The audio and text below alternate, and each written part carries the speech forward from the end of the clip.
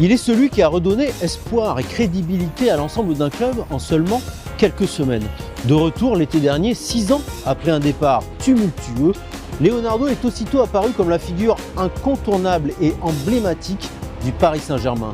Charismatique, solaire, porté aussi par un environnement médiatique et populaire extrêmement favorable après des années d'incohérence à la tête du club, le Brésilien de 50 ans a su fédérer et faire passer ses messages, ici avec malice, là avec fermeté, mais toujours jusqu'à présent avec efficacité.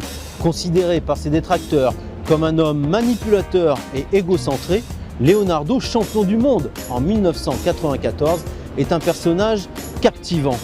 De Niterói, où il est né, au Brésil, en passant par Rio de Janeiro, Sao Paulo, l'Italie, le Japon et bien sûr Paris, l'équipe en quête est partie sur les traces du directeur sportif du PSG. Leonardo, le stratège, c'est un documentaire de Fabien Toiti et moi-même avec Éric Frosio au Brésil, sur un montage de Charlène Ravin et Guillaume L'Enfant. Leonardo. Leonardo de novo. La tête de Leonardo. Leonardo. Il a une vraie élégance, il a une vraie classe, il est à l'aise dans toutes les situations. Ça, c'est une forme de force et d'intelligence très rare. Il est au-dessus du lot, quoi. Léo est une personne très particulière, très instinctive.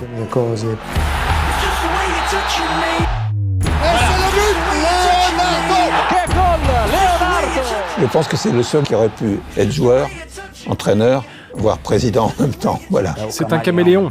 Il s'adapte à toutes les situations. Carton rouge.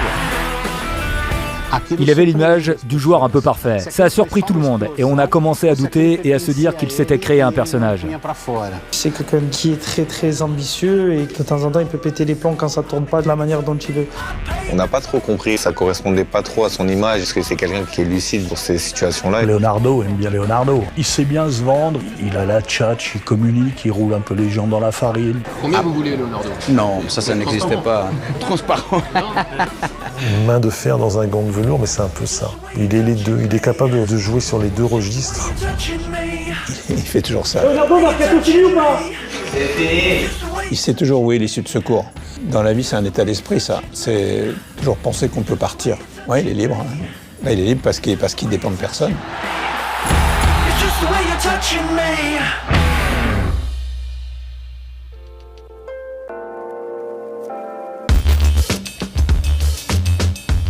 Le président est qatari, le directeur est brésilien, l'entraîneur est allemand, il y a un Français dans l'équipe. Pourquoi ça s'appelle le Paris Saint-Germain? Ça pourrait s'appeler Coca-Cola ou autre chose. Je veux dire, pourquoi ça s'appelle le Paris Saint-Germain? Honnêtement, je ne veux même pas parler de racisme parce qu'on laisse de côté ça, mais on peut parler de jalousie parce que ça me ressemble de jalousie.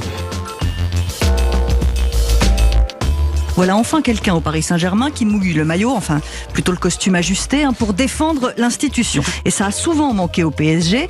Là, il y a quelqu'un qui incarne le Paris Saint-Germain et il sait parfaitement se faire respecter, quitte à tirer à vue, mais toujours avec le sourire. Parce que Leonardo, c'est un tueur, mais un tueur qui maîtrise la communication comme personne. Il est l'homme qui a rendu l'espoir à tout un club, désabusé par des années de conflits internes, de désillusions sportives et de critiques acerbes. En première ligne sur tous les dossiers, Leonardo est devenu la figure majeure du projet parisien depuis son grand retour l'été dernier. Il est celui qui en incarne l'autorité, l'ambition et la crédibilité. Il a fait, en arrivant du PSG, une machine de guerre. Il y a eu quelques troubles quand il est parti. Aujourd'hui, il revient. On a l'impression que le train est de nouveau sur les rails. Il manquait quelqu'un de présent au sein du club avec une personnalité. Et il est cette personne-là, il n'y a pas de problème. Quand il arrive, il dit je vais parler en français et ceux qui ne parlent pas français, ils ont qu'à apprendre le français. C'est un message indirect envers Neymar et il s'est attaqué de suite au plus gros joueur avec le plus gros ego pour pouvoir après, si demain il veut dire quelque chose à quelqu'un, il a la légitimité de pouvoir le faire.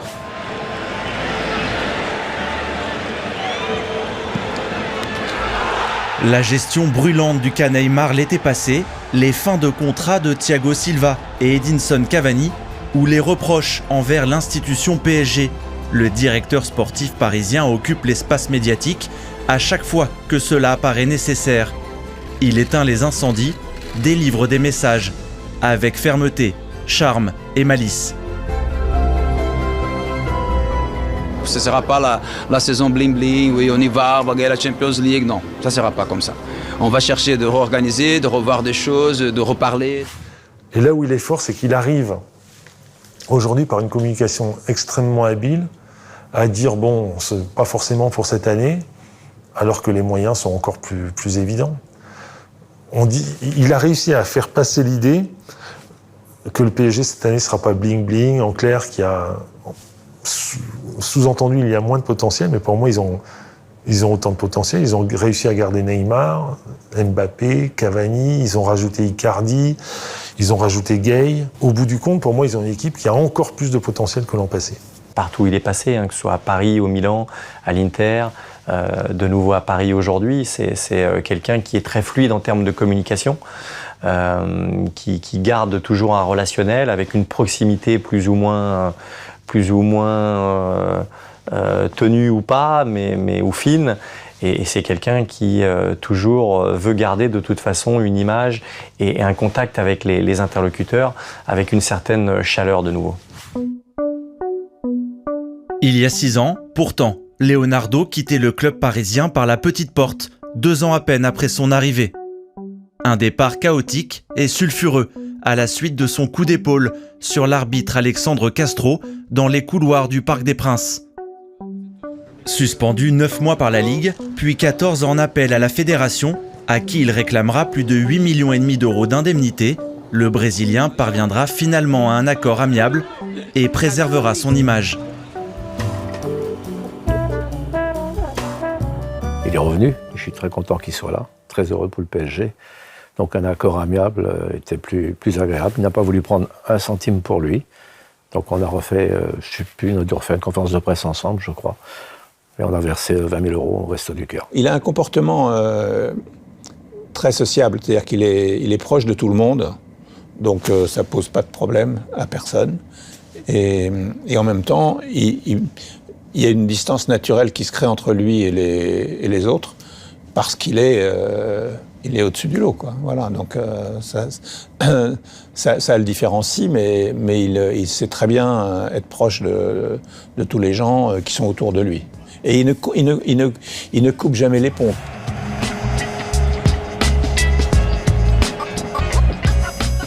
Élégant, mais capable de coups de sang spectaculaires et inattendus, roi de la communication pour les uns, manipulateur égocentré pour d'autres, homme de réseau, mais sans attache. Qui est vraiment Leonardo Nascimento de Arroyo et comment s'est-il construit depuis son Brésil natal il y a 50 ans pour devenir l'un des hommes les plus puissants du football européen?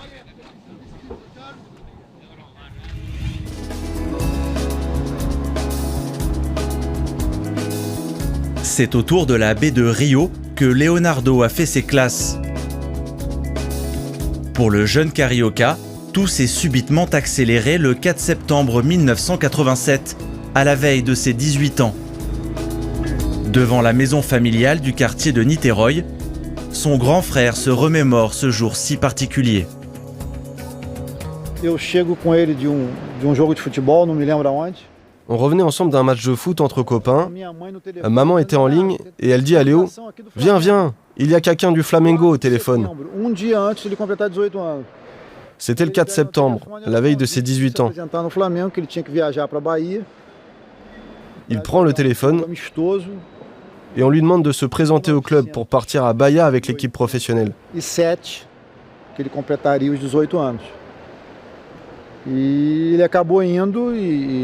Il y est allé, alors qu'il était encore amateur.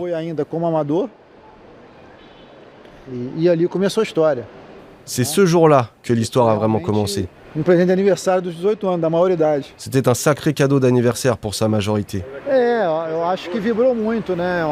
On a tous vibré comme des fous, comme s'il avait marqué un but. On était vraiment euphoriques. C'était une nouvelle magnifique, une vraie surprise.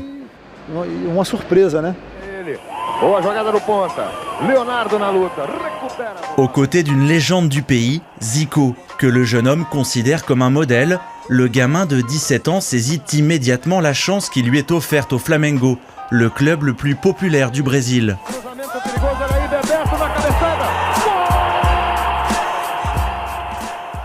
E teve lance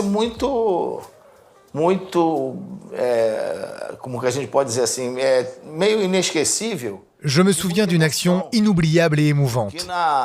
Num jogo contra o Santa Cruz, no Maracanã. C'était un match contre Santa Cruz au Maracana. Nous devions absolument gagner ce match. E estávamos perdendo de 1-0 e o Leonardo fez cruzamento. Alors qu'on était mené 1-0, Leonardo centre, le ballon est mal repoussé et c'est moi qui marque du gauche. On a commencé à célébrer le but, mais lui, il était en pleurs. Il pleurait même beaucoup, il était ému. Avec Renato, paf paf, on lui met 2-3 gifles.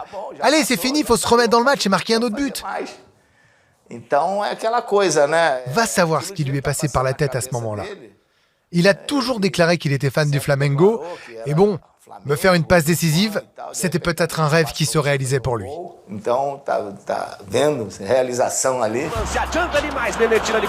L'élégant milieu gaucher, lancé dans le monde professionnel au poste de latéral pour compenser une pénurie dans ce secteur de jeu, démontre dès ses débuts une capacité d'adaptation et une audace hors norme au sein d'une équipe où se côtoient de nombreuses stars du football brésilien. Jorginho, Zinho ou encore Bebeto, buteur cette année-là en finale du championnat face à l'Inter Porto Alegre, dans un Maracana en fusion. Nous sommes en 1987, le premier titre de Leonardo, le dernier du mythe Zico.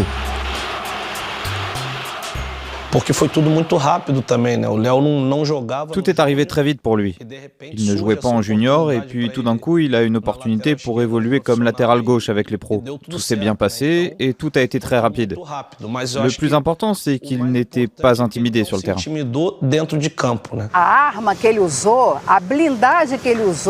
L'arme de Leonardo pour ne pas avoir l'air intimidé et être accepté par le groupe, c'était son intelligence, son sens de l'humour et sa capacité à être agréable avec tout le monde.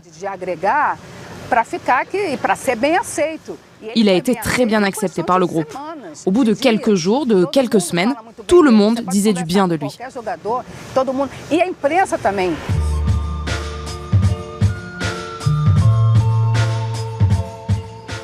Peu après ce premier moment de gloire, la journaliste Marta Esteves rencontre le jeune homme de 17 ans chez lui, à Niterói, dans sa famille.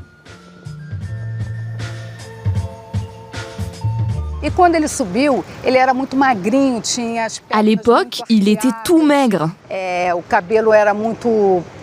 Il avait les jambes arquées, les cheveux lisses, avec de grandes oreilles.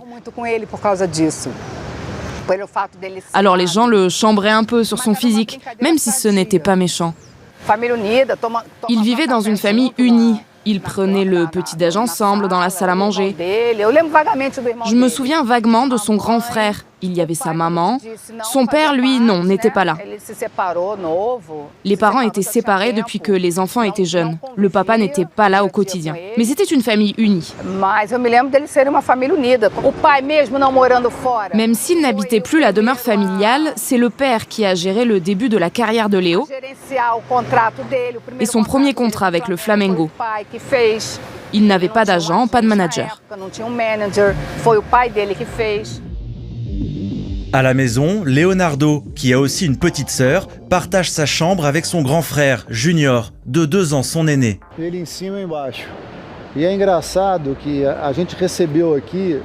On partageait un lit superposé. Lui était en haut et moi en bas. C'est marrant parce qu'on recevait souvent des amis à dormir. Il y avait Bismarck, un joueur du Vasco qui a évolué au Japon. Roberto Assis, le frère de Ronaldinho Gaucho, passait aussi du temps à la maison. Lui et Léo ont été champions du Sul-Americano en 1988 en Argentine. Et ils étaient potes. Il y a eu beaucoup de visites d'illustres joueurs dans cette chambre. C'était presque devenu un dortoir. muitas visitas aí ilustres na nossa vida.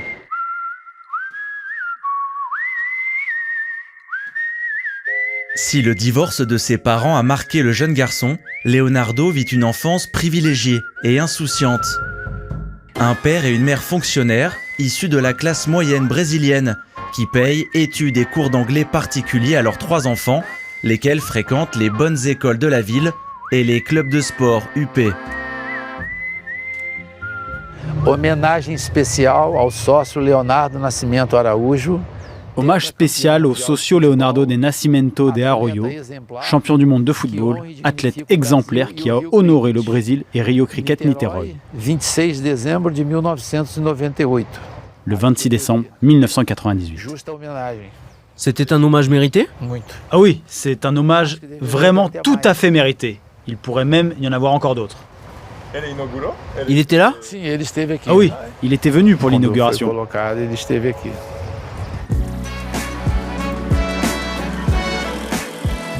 Le Rio Cricket, un club privé fondé à la fin du 19e siècle par des Anglais qui firent ainsi découvrir le football à la population locale. Une entité historique et réputée à Rio. Le jeune Leonardo pratique ici le futsal, le tennis et même le rugby. Ses amis d'enfance et son grand frère se souviennent de celui qui était surnommé Ratinho, le petit rat, en raison de son physique de gringalet et de ses oreilles décollées.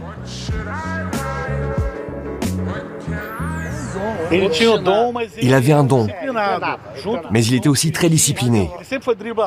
Il était dribbleur, très habile, mais oui, au-delà de ses qualités naturelles, il travaillait beaucoup.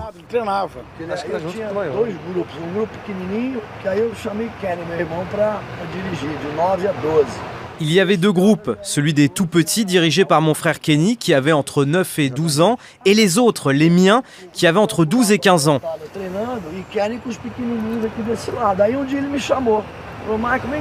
Un jour, Kenny m'appelle, viens voir, il y a un gamin qui fout la merde. Je dis lequel? Il me désigne Leonardo.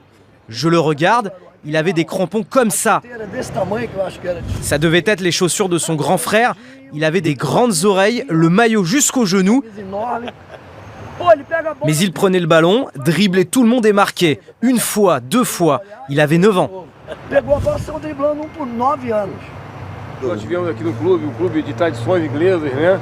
Le Rio Cricket, c'est un club de tradition anglaise, conservateur, qui forme des gens responsables. On voyait les adultes se comporter de façon sérieuse, honnête, et c'est comme cela que je vois Leonardo aujourd'hui. Quelqu'un qui travaille, honnête, concentré et déterminé dans ce qu'il fait. Comme l'étaient les Anglais en quelque sorte.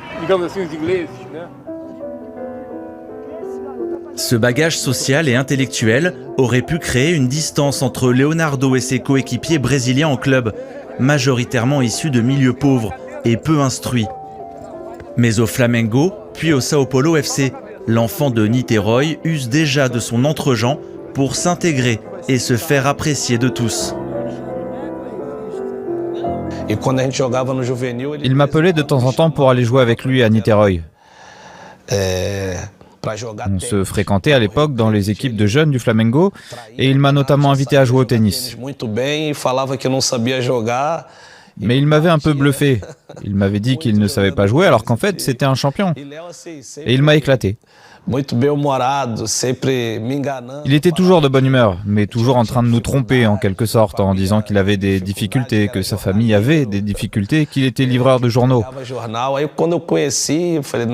fait, cela n'était pas du tout le cas. Il venait d'un milieu très confortable et fréquentait un club privé de l'élite.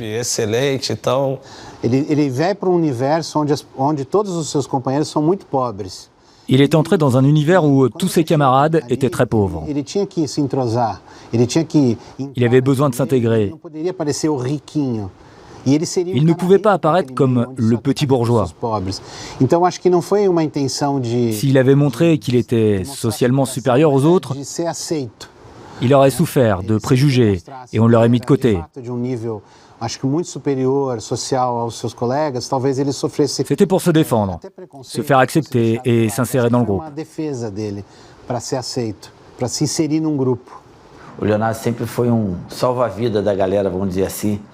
En sélection, il a toujours été notre sauveur.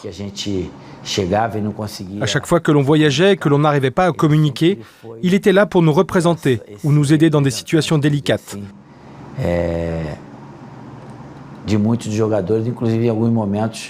Quand tu veux dire quelque chose mais que tu en es incapable car tu ne parles pas la langue, il était toujours là pour nous aider.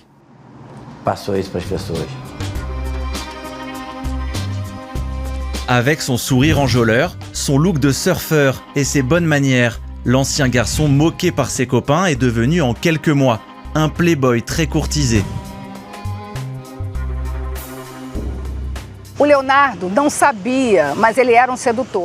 Leonardo ne le savait pas, mais il séduisait beaucoup les femmes. À l'époque, il n'y avait pas Internet, pas d'email, de réseaux sociaux. Alors les fans envoyaient des courriers au club. Et en très peu de temps, il est devenu le recordman du nombre de courriers reçus. Il est très rapidement devenu un sex symbole, mais il n'en avait pas conscience. Quand je lui disais « Léo, tu es sorti avec cette fille », il disait toujours que c'était faux. Non, non, pas du tout. Il était toujours sur la défensive. Mais personne ne lui en voulait d'avoir du succès. Tiens, d'ailleurs, ça me rappelle un souvenir, alors je vais profiter de votre présence pour sortir un dossier. Un jour, il est sorti avec ma cousine. Et bon, il avait été sans pitié avec elle. Quand on se revoit, on en rigole de tout ça. Malgré l'argent et une célébrité naissante, Leonardo ne multiplie pas pour autant les conquêtes. Il se fiance jeune et épouse Béatrice. Il a alors 24 ans et aura 3 enfants avec elle. Séparé depuis quelques années, le couple a néanmoins duré plus de 20 ans. C'est ensemble et avec l'ami de toujours, Rai, qu'ils fonderont l'association Goldelletra pour venir en aide aux enfants défavorisés du pays. Ce sont des photos de famille. L'idée, c'était de montrer l'intimité d'un garçon qui venait de se marier et d'avoir son premier enfant. On avait été dans un studio à Rio. On avait fait ce shooting qui était bien différent de ce que les lecteurs avaient l'habitude de voir. Ça permettait de connaître un peu mieux la vie d'un joueur. Comme les autres, il est devenu de plus en plus réservé avec le succès. D'ailleurs, ce shooting, on l'avait fait dans un studio, pas chez lui. Alors qu'au début de sa carrière, il nous avait ouvert sa maison. Sportivement, la carrière de Leonardo, qui a effectué ses débuts en sélection quelques mois plus tôt, connaît un premier couac. Il a 22 ans lorsqu'il quitte une première fois le Brésil. Entre 1991 et 1993, il évolue au FC Valence, en Espagne. 2 saisons compliquées au cours desquelles il ne réussit jamais vraiment à convaincre avant de rentrer au Brésil, à Sao Paulo. Une décision qui lui réouvrira les portes de la Seleção et lui permettra de participer à la Coupe du Monde 1994. Titulaire lors des 4 premiers matchs au poste de latéral gauche, il commet un geste stupéfiant et insensé sur l'Américain Tab Ramos en 8e de finale. Mais qu'est-ce qu'il y a eu? Aïe, il est mal retombé, aïe aïe aïe. Carton rouge à Leonardo. Aïe aïe aïe. Carton rouge à Leonardo qui avait dégagé ce ballon et ensuite aurait voulu se faire un peu justice. Là c'est terrible pour la sélection brésilienne. Carton rouge, c'est indiscutable sur ce que nous avons vu. C'est vraiment malheureux qu'il ait eu ce mauvais réflexe. C'est sûr que sur le moment, lorsqu'on s'est retrouvé à 10, j'étais vraiment furieux. Mais ce n'était pas contre Leonardo, davantage contre la situation en elle-même. On a réussi à surmonter cette épreuve et après le match, personnellement, j'ai conservé la même relation qu'avant avec lui. Le moment le plus fort, c'était à la mi-temps, quand il se fait expulser, on vient au vestiaire et on voit sa tête. Il avait peur, bien sûr, que le Brésil se fasse sortir de la Coupe du Monde à cause de lui. C'était 0-0 à l'époque, à ce moment-là. Et donc, je crois que comme tout le monde, c'était quelqu'un tout le monde est venu vers lui en disant non, on va gagner pour toi aussi. Et tout le monde sait que c'était pas exprès. Donc le fait que le groupe était soudé, c'est que Bebeto c'était quelqu'un de très très proche de lui aussi. Les autres joueurs de Flamengo et de São Paulo. Même moi et Bebeto, je crois que c'est les deux plus proches qu'on est allés vers lui. Et à un moment, quand on gagne, quand Bebeto il marque contre les États-Unis, et après le match, c'était quelque chose qu'on a pu fêter ensemble et ça est devenu un peu plus léger après. Bon, pour l'instant, Leonardo, il tente, mais il le retient. Et derrière, il a le mauvais réflexe, c'est vrai. Conséquence terrible de ce violent coup de coude, une fracture au visage pour le joueur américain qui passera 3 mois et demi à l'hôpital. Pour Leonardo, suspendu 4 matchs, le mondial est terminé et son image ébranlée. Sur cette action, sur ce coup, oui. C'est à l'arbitre d'intervenir et pas à Leonardo.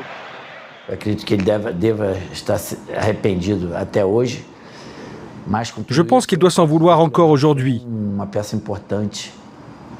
Mais malgré tout, je peux vous dire que Leonardo a été une pièce importante de notre victoire en 1994. Après cette expulsion, il n'a plus rejoué. Il a laissé sa place à Branco. Mais il a continué à aider la Seleção en dehors du terrain. Avec son énergie, ses théories, ses idées et avec ses mots, je suis certain que Leonardo a été l'un des artisans de notre succès.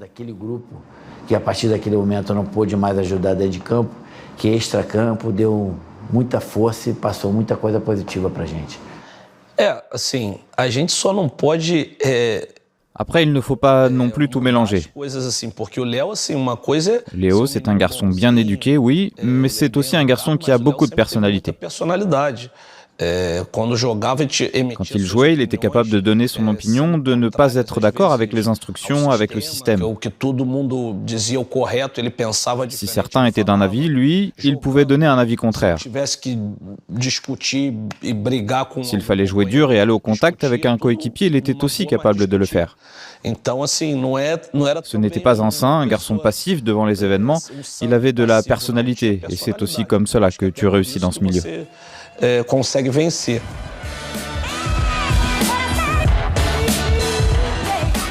La victoire du Brésil en finale face à l'Italie de Roberto Baggio atténuera ce douloureux épisode et épargnera à Leonardo de virulentes critiques de l'opinion publique brésilienne.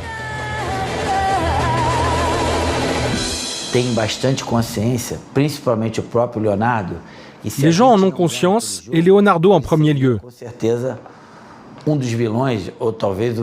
Si on n'avait pas gagné ce match contre les États-Unis,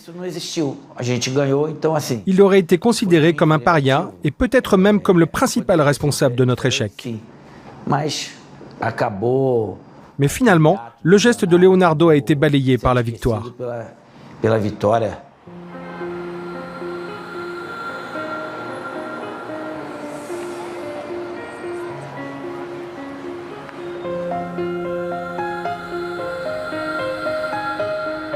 Le mondial américain passé, Leonardo ressent le besoin de quitter le Brésil.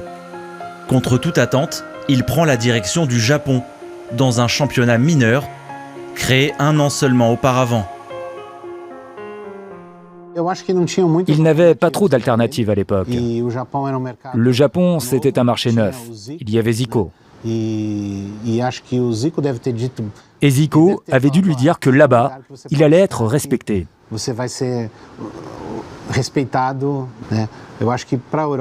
En Europe et au Brésil, il aurait été trop marqué. Son passage au Japon l'a sans doute aidé à laver son image.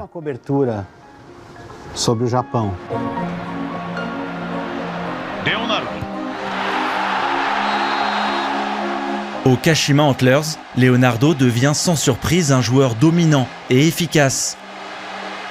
Sous la direction du frère de Zico, lui-même dirigeant du club, il s'affirme au poste de milieu offensif qu'il avait déserté depuis ses débuts professionnels. Il devient une icône, impressionnant de classe sur le terrain, séduisant en dehors et parfois un peu bluffeur. En réalité, il n'a pris que quelques mois. quelques mots du japonais, mais il les utilise très souvent, très naturellement. Donc tout le monde pense qu'il parle bien japonais, mais en réalité, il n'apparaît que quelques mots ça, chaque fois. Il est malin. Oui, très malin ça. Il a été très apprécié là-bas et fut très important pour Kashima, jusqu'à ce que surgisse la proposition du PSG. Après 2 années au Japon, couronné d'un titre de champion, le Brésilien de 26 ans souhaite revenir en Europe. Il se remettait dans le bain européen pour faire cette Coupe du Monde. Son objectif, c'était avant tout de faire la Coupe du Monde avec le Brésil. Bon, en plus, à Paris, il y avait la fibre brésilienne, donc avec tous les joueurs brésiliens qui sont passés, c'est vrai que là, à ce moment-là, il y avait Rai, il y avait Ricardo, donc à partir de là, c'était tous des points d'ancrage pour lui importants. Comme j'étais devenu un peu sa famille, donc il m'appelait assez souvent. Et à un moment donné, je crois qu'il restait 6 mois à 8 mois des contrats. Il déjà pensait à venir en Europe. J'ai discuté avec Ricardo et Michel Denisot. Donc je crois que je ne me rappelle pas les détails, mais c'est moi qui ai un peu a mis le sujet sur la table pour qu'il puisse venir. Donc on est entré en contact avec lui directement parce que Leonardo traite les affaires lui-même sans agent. Et puis je l'attends à Roissy, descend de l'avion, nickel, et il me parle en français. Alors là, j'étais déjà... c'était assez rare, quoi. Leonardo, olha pra mim. Obrigada.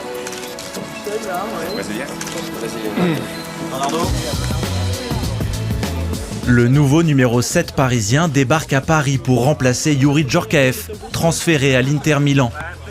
Une bonne affaire pour le PSG, qui ne déboursera que 17 millions de francs, l'équivalent de 3,5 millions d'euros aujourd'hui, pour s'offrir l'international brésilien. Il a cette qualité exceptionnelle de se sentir à l'aise. C'était presque une évidence. Il était immédiatement intégré. Mais par contre, j'ai jamais eu l'impression qu'il allait passer comme Rai, comme Ricardo, 6-7 ans avec nous. J'ai toujours eu l'impression que c'était un joueur de talent formidable qui allait nous aider sur une période, mais qui allait partir forcément. Leonardo marquera dès son premier match de championnat à Strasbourg. On aime ces images, ouais, Leonardo. Des premiers mois prometteurs, mais une deuxième partie de saison inégale et décevante. Un seul but inscrit à partir de janvier, mais face à Liverpool, en demi-finale de la Coupe des Coupes. C'était quelqu'un capable de fulgurance, mais qui avait moins de constance que Ricardo Rai. Ricardo Rai, c'était des piliers de l'équipe. Leonardo, c'était du talent, mais moins de constance. C'est le souvenir que j'en ai. L'année s'écoule et le Brésilien pense déjà à la suite. S'il continue de clamer son amour pour le PSG durant l'été, il négocie seul son transfert au Milan AC en parallèle. Léo, de toute façon, il fera tout en fonction de lui et pour lui. Si on a compris ça et qu'on veut travailler avec lui, il n'y a pas de souci. Il pense à son image, surtout, voilà, il veut sortir, il veut être au-dessus des autres. Et voilà, il a ces facultés-là qui... En fait, il te dribble comme il était sur le terrain, et dans la vie aussi, il peut te dribbler. Tu ne sais pas ce qu'il pense. Jusqu'à présent, tu peux lui poser une question. Est-ce que c'est vraiment ce qu'il pense? Tu ne sais pas. Mais un match, au cours d'une folle soirée, a fait basculer le passage de Leonardo au PSG et rendu sa trace indélébile. Ce 27 août 1997, quelques jours avant son départ pour le Milan, le club parisien dispute une rencontre capitale pour son avenir européen. Avant le match contre Bucarest, c'est vrai qu'on était dans une situation de risée, quoi, parce qu'on avait fait, évidemment sans le savoir, il y avait une erreur administrative générale, d'ailleurs, parce que personne n'avait vu que Laurent Fournier était suspendu, ni nous, ni notre adversaire, ni l'arbitre, ni rien, donc on a joué. Et puis après, c'est l'UEFA qui a vérifié, qui nous a dit qu'on avait perdu sur tapis vert 3-0, donc il fallait gagner avec 4 buts d'écart pour se qualifier. Avec moi, il y avait Claude Leroy à l'époque, qui était au club et qui me dit je reçois des appels de marabouts et tout. Et je dis, écoute, moi, je prends tout ce qui est légal. S'il faut, on me met un camion de cierge à Lourdes, je fais. Enfin, tous ces trucs-là auxquels on croit ou on ne croit pas, allons-y. Moi, j'ai jamais eu affaire à des marabouts dans ma vie, mais donc il me donne les coordonnées d'un marabout et donc j'entre en contact avec lui. Ça coûtait pas très cher. Hein. Je découvre Western Union, donc j'étais jamais allé verser 100 ou 200 ou 300 euros pour le Sénégal, je crois. Et puis il me dit c'est compliqué, ça va être compliqué. Il voyait pas le résultat. Et puis 2 jours avant, il m'annonce le résultat. Je dis bon, ok. Dans un parc des Princes incandescent, les Parisiens terrassent le Steaua Bucarest 5-0. Leonardo délivrera 4 passes décisives. Il était techniquement au-dessus du lot, mais c'est ce match-là qui l'a sauvé beaucoup aussi. Un dernier match qui restera à jamais dans les annales du club parisien et du football français des années 90. Il avait fait le match de quelqu'un qui était complètement au club. Il n'avait pas l'esprit ailleurs. Et il nous avait aidés avant de partir. En fait, le marabout, c'était Leonardo sur ce match. Il était extraordinaire. Il était extraordinaire. Voilà, il était à 200%, aidé par Rai qui était à 100%. Et dès que je suis descendu sur le terrain, là, après c'était ce match qui était quand même assez mémorable, je lui ai dit, écoute, voilà, ça va. Demain, on va Galliani. Celui que Michel Denisot surnommait affectueusement l'aristocrate quitte le Paris Saint-Germain après une ultime prouesse qu'il n'a pas manqué de célébrer avec l'ensemble du club dans une ambiance exaltée.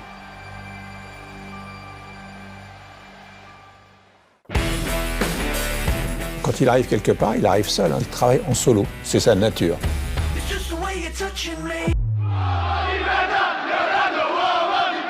Bien, ce que je crois que c'est quelqu'un qui a pu être tiraillé à un moment entre l'envie d'entraîner ou l'envie d'être dirigeant. Joker. C'est quelqu'un qui attache, bien sûr, beaucoup d'importance à la qualité du joueur, mais également sa façon d'être, sa façon de se comporter tous les jours. Je pense qu'il est 100% pour sa petite gueule, on va dire. Il m'a texté quand il était au Milan. Donc avec moi, il était très classe.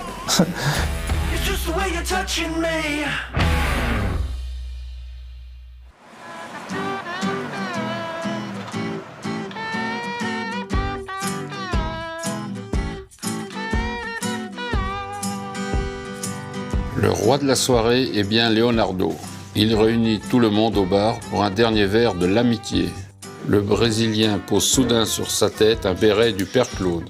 Pour parachever la panoplie, il enfile le gilet d'un serveur, s'accoude au comptoir, se taille des sandwichs au reblochon dans une baguette et déclare avec emphase « J'aime la France, j'aime Paris ». À cette époque-là, on pouvait se lâcher. Il n'y avait pas de portable, il n'y avait pas de réseaux sociaux, on pouvait faire la fête, quoi. Au Père Claude, célèbre restaurant du 15e arrondissement de Paris, le chef Claude Perraudin se souvient d'un Leonardo affable et décomplexé. On a eu une escorte de police qui nous a emmenés sur les Champs-Élysées en boîte de nuit. C'était sa dernière soirée, bon, il a fait ses adieux, tout ça. Bon. Il était triste aussi de quitter tous ses copains. Parce que à cette époque-là, c'était une ambiance fabuleuse.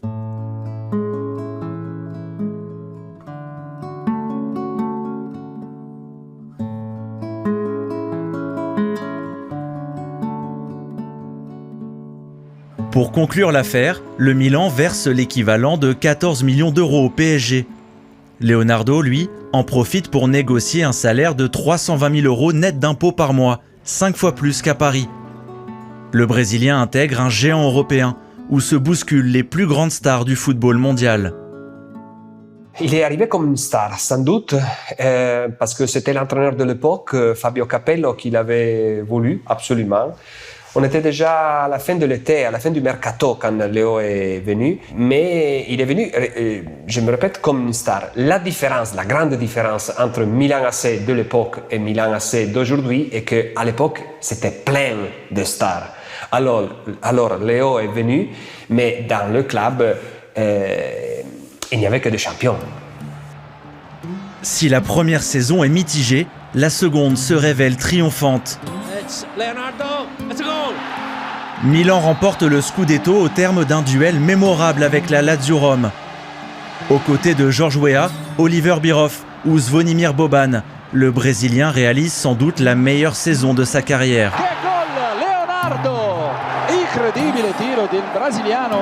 C'était une forte personnalité dans un club plein de fortes personnalités. Parce que selon moi, c'est plus facile d'être fort dans un groupe faible. Non, lui, c'était fort avec les forts, fort dans les forts. Il quittera le Milan en 2001, 4 ans après son arrivée.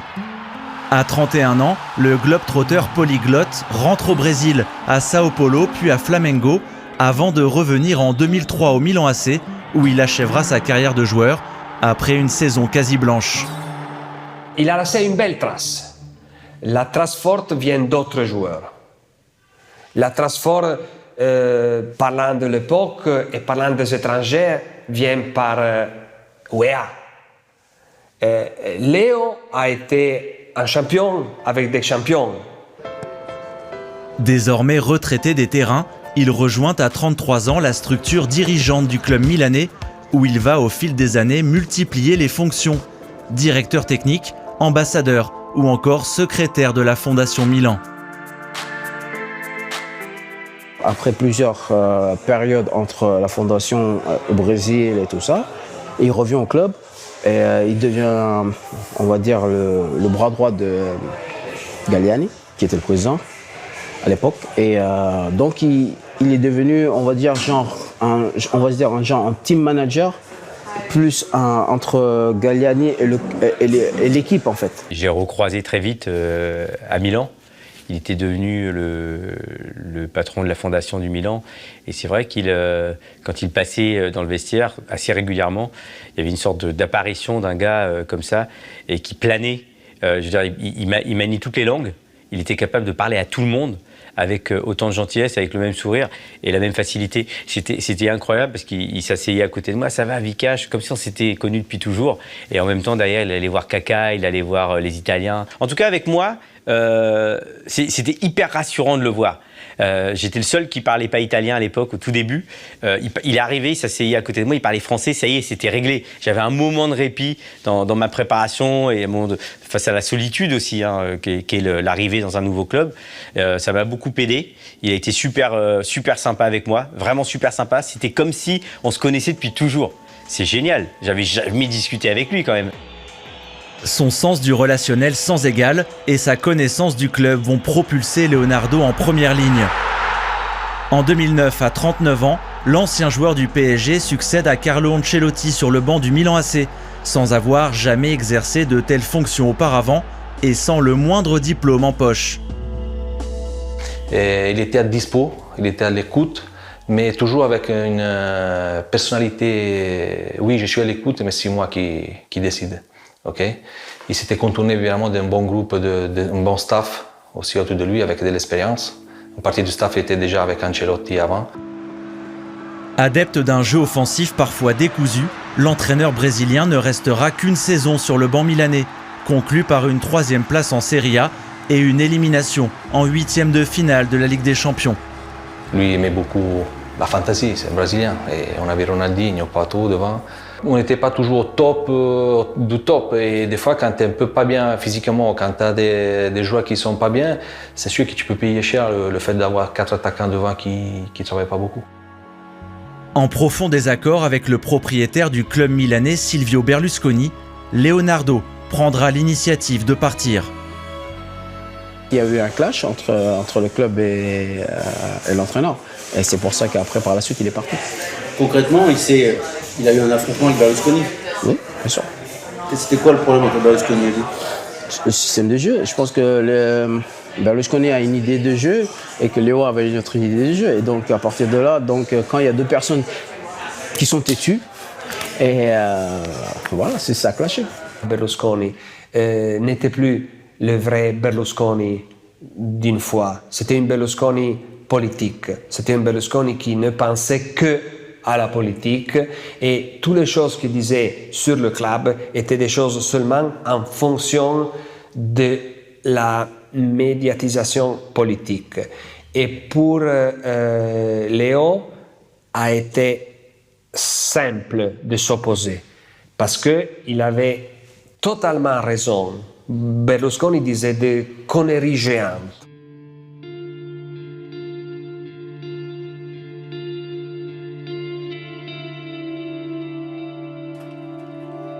Mais pour Leonardo, hors de question de poursuivre l'aventure s'il ne se sent pas libre de ses choix, quitte à froisser les supporters. Je dois prendre cet album pour vous montrer quelque chose. Voilà, regardez. Je collectionne tout ce qui touche au Milan depuis 50 ans. Je suis supporter depuis 1963 quand le Milan a remporté sa première Coupe des Champions.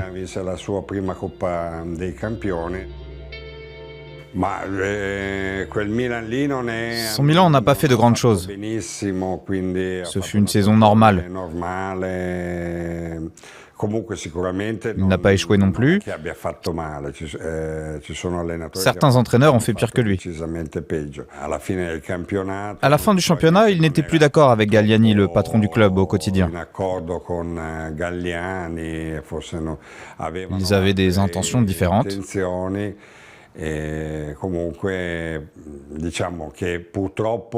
Malheureusement, la saison d'après, il a rejoint l'Inter et ça a été la goutte d'eau pour nous, Milanais.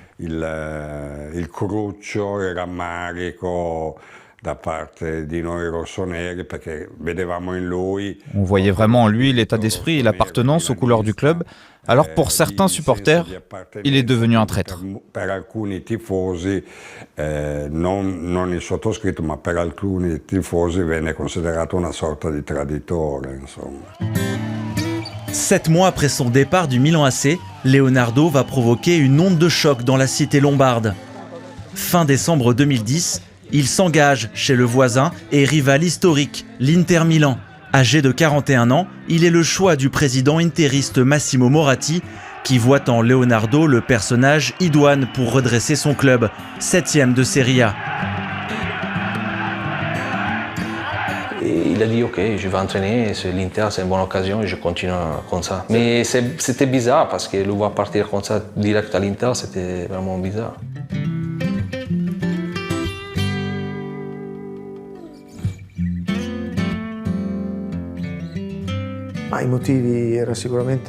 On savait que c'était un homme brillant.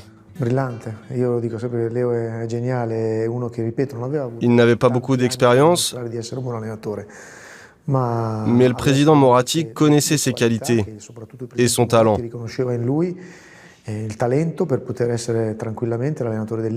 L'Inter, c'est difficile. Il fallait gérer la pression. Il y avait de grands champions et il nous fallait un entraîneur qui, comme lui, avait été un grand joueur et avait eu beaucoup d'expérience. Un entraîneur qui pouvait transmettre quelque chose à tous ces champions.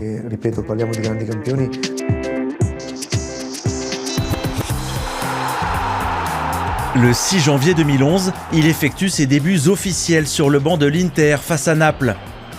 À son arrivée, sa nouvelle équipe possède 13 points de retard sur le Milan AC. Sous l'impulsion de son entraîneur, le club se relancera et terminera 2e de Serie A. Milan gagne le titre, que certains joueurs comme Gennaro Gattuso fêteront en insultant leur ancien entraîneur.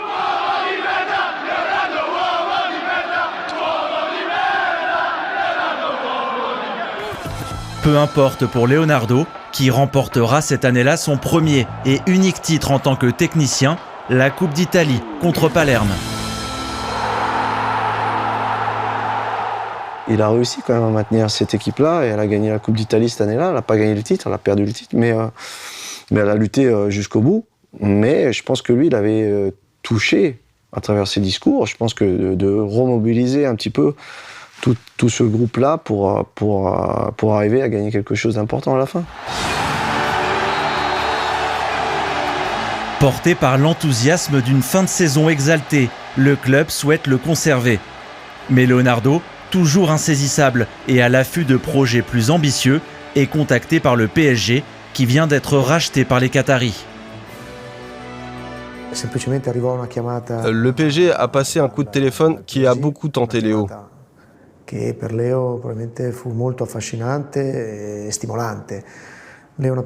Léo est une personne très particulière, très instinctive, émotionnelle, et le projet du PSG l'a convaincu. Il a imaginé pouvoir réaliser de grandes choses dans une ville où le football est une grande tradition.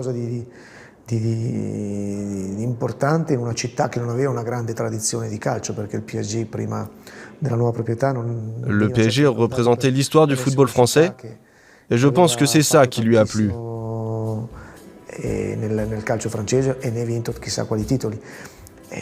Ce n'est pas lié à l'Inter ou à notre président. Nous souhaitions continuer avec lui.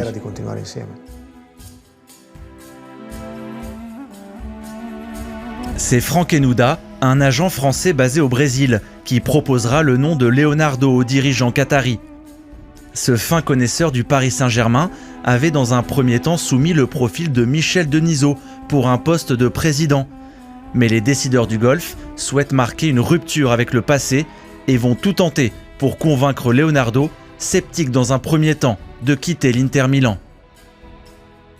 C'est Franck Enouda qui m'a appelé en me disant « Écoute, moi j'ai des amis à Doha et tout. On a discuté de directeur sportif et tout, de manager général du club et tout. » Il dit « Je leur ai suggéré Leonardo. » Il avait vu lui Leonardo aussi pour discuter avec lui, ils avaient fait le programme, l'organigramme, enfin bref, tout ce qu'on sait maintenant. Et une fois qu'il avait vu le prince et qu'il avait signé, il prenait même plus Franck Enouda au téléphone. C'est sa façon de fonctionner, il sert des gens pour arriver à son but à lui. Et il veut tout maîtriser et travailler en solitaire avec des gens vraiment qui sont que sous sa coupe et qui maîtrise complètement. Quand il arrive quelque part, il arrive seul. Il ne se balade pas avec une cohorte d'adjoints, d'assistants, de secrétaires. Il travaille en solo. C'est sa nature. Et donc, effectivement, il a besoin de pas grand monde. Après, il se connecte là où c'est nécessaire à chaque fois, la bonne personne au bon moment, mais il n'est pas entouré d'une smala. À l'été 2011, Leonardo devient officiellement le directeur sportif du PSG. Le projet qatari, qui garantit aux Brésiliens de larges pouvoirs, l'a convaincu de quitter l'Italie. Son puissant réseau et des moyens colossaux lui permettront d'attirer dans la capitale française des stars comme Zlatan Ibrahimovic, Thiago Silva, David Beckham ou encore l'entraîneur Carlo Ancelotti, que Leonardo installera sur le banc parisien en cours de saison à la place d'Antoine Camboire. Au PSG, Leonardo est un architecte tout-puissant, chargé de changer les mentalités au club. Moi, le souvenir le plus marquant que j'ai de lui, c'est après Valence, en Ligue des Champions, où on gagne 2-1 là-bas, mais on prend un but dans les arrêts de jeu, et il est rentré dans le vestiaire assez furieux sur le comportement d'un joueur. Et il lui a dit directement, devant tout le monde, il n'a pas hésité et ça n'avait plus dans le vestiaire. Du coup, tout le monde savait sur quelle ligne il fallait être et je pense que c'était important. C'était qui le joueur? C'était un grand joueur? C'était Jérémy Ménez. Mais la coulisse est agitée. Outre le litige qui opposera Leonardo à la fédération à la suite d'un coup d'épaule sur l'arbitre Alexandre Castro, les relations entre le Brésilien et Ancelotti, qui refusera quelques mois plus tard d'assister à son mariage, apparaissent de plus en plus tendues. L'entraîneur italien, vexé d'avoir été menacé de licenciement par sa hiérarchie en cours de saison, ne s'est pas senti soutenu par son directeur sportif. Il veut casser son contrat. Selon nos informations, Leonardo, lui, espère alors remplacer Ancelotti sur le banc parisien.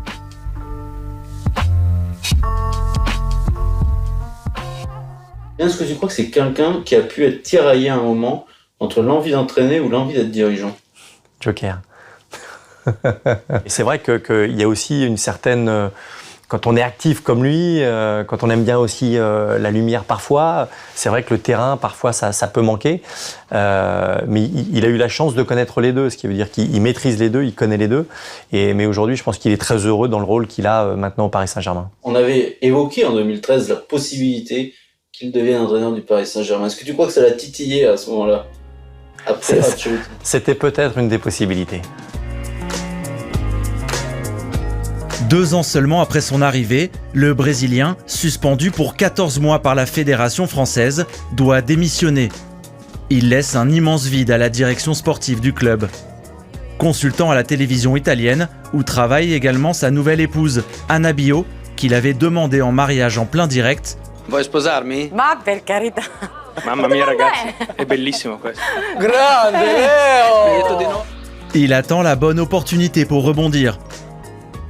Elle arrivera 4 ans plus tard, en septembre 2017.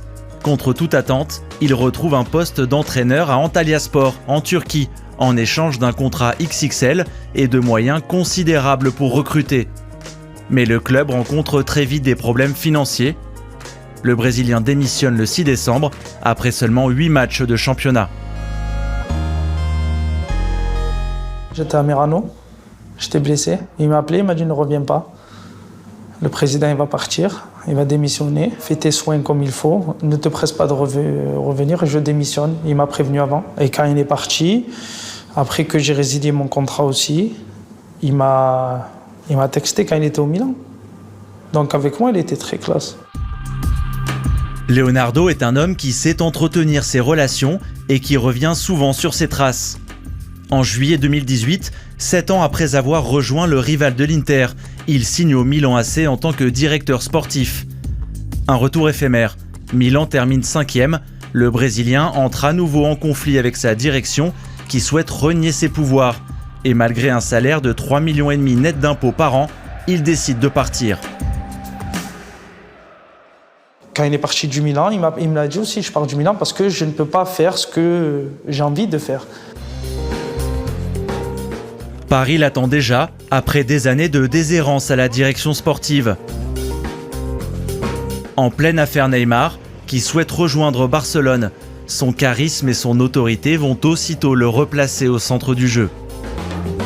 C'est lui qui a fait la conférence de presse, je crois que c'était après le match de Metz. Bon, le dossier Neymar. Bon, la première fois qu'on a eu une proposition écrite et officielle de Barcelone, c'était le 27 août. Et après, on n'a jamais eu un accord écrit, une acceptation par rapport à notre condition. Il a mis les choses au clair, il a parlé de Neymar, alors que c'était que des... On dit des rumeurs, quelqu'un qui a dit... Lui, il est venu, il a mis les choses au clair, il a parlé, il a dit les choses. Donc forcément, tu te dis... Même si tu ne connais pas forcément le foot, tu te dis « Ah, il est gentil, ce Leonardo. Oh là là, eh ben, il ne nous prend pas pour des jambons, il nous dit des choses. » Il attire la sympathie des gens. Leonardo impressionne, captive ses interlocuteurs et travaille dans le même temps au recrutement de Mauro Icardi, une star de l'Inter Milan. C'est fini. C'était épuisant, vraiment épuisant. Car Léo pense toujours à gagner, mais dans la vie, tu ne peux pas toujours gagner. Donc parfois, tu dois faire des compromis. Tous les détails que nous avons dû écrire dans le contrat ont été sujets à de longues discussions. Léo est très précis, très rigoureux et très sûr de lui. Mais nous le sommes aussi. Donc finalement, on s'est bien amusé. Porté par un environnement médiatique extrêmement favorable, Leonardo peut infuser sa méthode, avec une obsession, redonner une identité forte au club en affirmant son autorité. Une démarche confirmée par l'agent de Colin Dagba, jeune défenseur parisien de 21 ans, qui a signé un nouveau contrat avec le PSG cet automne. On était dans le bureau du président. Donc il y avait Leonardo et son adjoint italien, les 2 responsables juridiques, et puis Jean-Claude Blanc qui est arrivé. Il a fait un discours qui était plein de bon sens, où il exprimait aussi la différence qu'il y a aujourd'hui entre les joueurs et ceux qu'il a côtoyés quand il était lui-même joueur. Ils ont fait sentir à Colin que le club était très important et qu'il devait redevenir un club avec certaines valeurs, que ce soit dans le vestiaire, que ce soit en déplacement, que ce soit dans les comportements. Plus un club qui simplement était là pour les caprices de certaines stars, ou ni un club qui était là pour les grognements ou les plaintes de certains autres. C'est-à-dire, on est au PSG, on est très très bien payé, et donc voilà, on a beaucoup de devoirs. C'est quelqu'un qui attache bien sûr beaucoup d'importance à la qualité du joueur, mais également à tout ce qu'il y a autour. Par exemple, dès le premier rendez-vous, il a sorti son téléphone et il m'a montré le compte Insta de Colin, en me montrant les photos qu'il y avait, donc beaucoup de photos de sport et de football, et ça lui plaisait. Et il m'a tout de suite expliqué qu'il y avait des joueurs qui avaient des comptes Insta où on voyait tout et n'importe quoi. Pour lui, il y a le joueur donc, mais il y a aussi sa façon d'être, sa façon de se comporter tous les jours. Derrière le sourire et les accolades, Leonardo est un homme qui dirige sans état d'âme. Pour être dans ce type de poste ou de fonction, il faut être juste et courageux. Si vous ne l'êtes pas, de toute façon, vous n'aurez pas de crédibilité.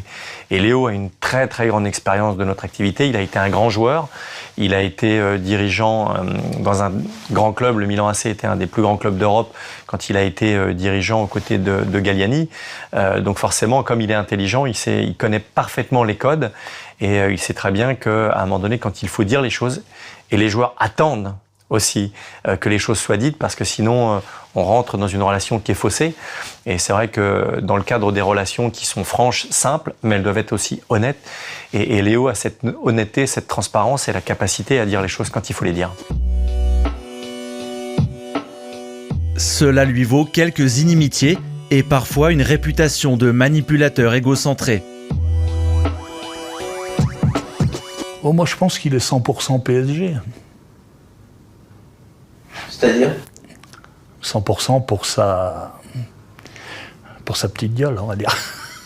Dans le monde du football aussi, il y a beaucoup de jalousie, il y a beaucoup de... S'il était si manipulateur que ça, on a dit qu'il était en froid avec Nasser, avec le Qatar au départ, après son premier séjour quand il est parti, on l'a quand même repris. Donc je pense que c'est quelqu'un, au final, quand tu vois les choses, ben déjà, il a un très haut niveau de compétences, il se trompe rarement quand il recrute quelqu'un. Qu'on le veuille ou non, il fait toujours des bonnes affaires. Donc, il n'y a pas grand-chose de négatif à dire sur lui.